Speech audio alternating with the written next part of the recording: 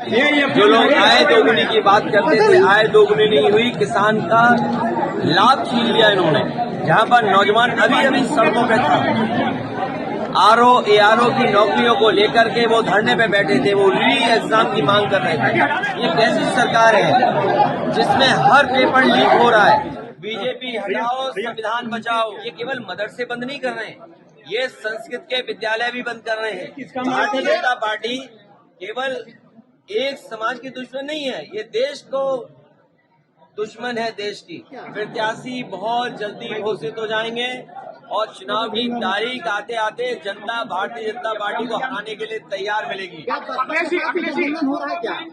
गठबंधन बहुत हो चुके हैं, अब मैदान में लड़ाई में जा रहे हैं। लेकिन आजमगढ़ और कन्नौज से जो है अरे कन्नौज देश की राजधानी नहीं है, कन्नौज नहीं। 80 हराओ का नारा है। बीजेपी हटाओ, लोकतंत्र बचाओ। बीजेपी हटाओ, संविधान बचाओ। बीजेपी हटाओ, नौकरी पाओ। बीजेपी हटाओ, रोजगार पाओ।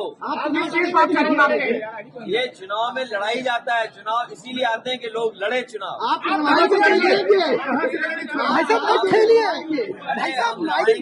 लड़ेंगे भी और सब कुछ करेंगे, आंदोलन को आगे बढ़ाएंगे। अच्छा, आज जो है पूजा पार्टी केशरी से मिली है, जो राजनेता हैं या राजनीति करने वाले हैं, हम सब सम्मान के लिए राजनीति करते हैं। राजनीति में राजनेता सम्मान के लिए और कुछ लोग सम्मान के लिए राजनीति करते हैं। ये भारतीय जनता पार्टी की जो नई राजनीति है, जो विकसित भारत का सपना दिखा रहे थे, विश्व भारत का सपना दिखा रहे थे, वो बताओ विधायकों को, मंत्रियों को तोड़ने के लिए पैकेज दे रहे हो।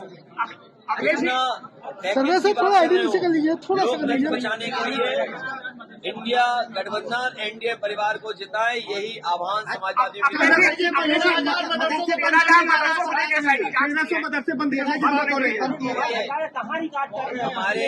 उत्तर प्रदेश में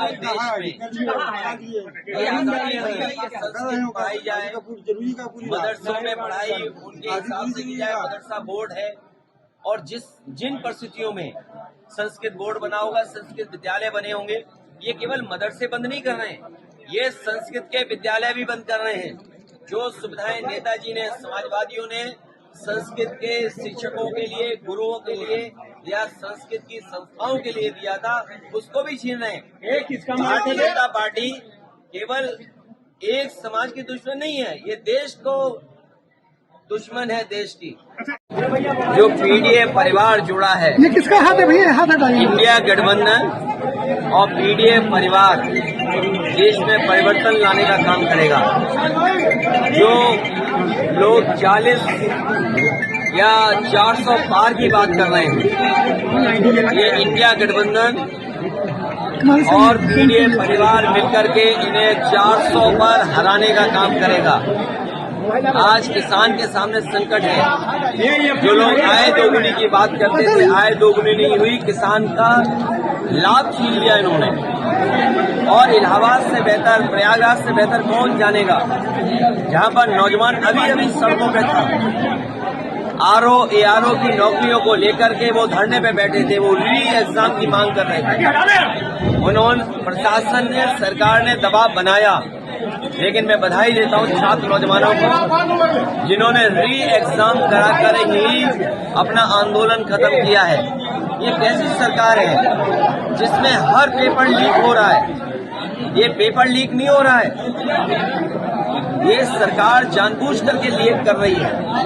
सरकार की नीयत नहीं है नौकरी देने की, नीयत नहीं है नौजवानों का भविष्य बेहतर हो। ये पेपर लीक हो रहे हैं, ये लीक कर रही है सरकार पेपर, इनके वोट लीक हो रहे हैं। जो मैंने गणित समझाया, 60 लाख बच्चों का जो परीक्षा छूट गई, जिनका एग्जाम हो करके पेपर लीक के कारण दोबारा उन्हें लिखना पड़ेगा। 60 लाख गुणा 3 अगर हम सदस्य परिवार के माने तो 1 करोड़ 80 लाख लोग होते हैं।